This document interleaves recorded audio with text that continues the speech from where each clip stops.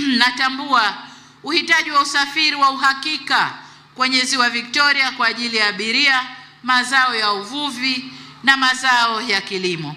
Hali kadhalika kumekuwa na changamoto ya kuwasafirisha wagonjwa kwa wakati.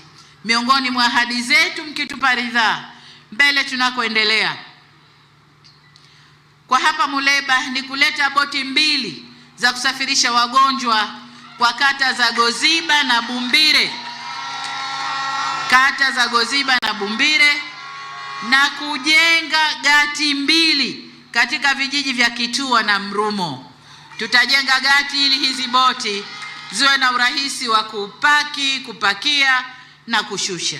Vile vile tutaleta boti 3 za doria ziwani kwa ajili ya kuangalia usalama na udhibiti wa uvuvi haramu unaochangia upungufu wa samaki ndani ya ziwa letu.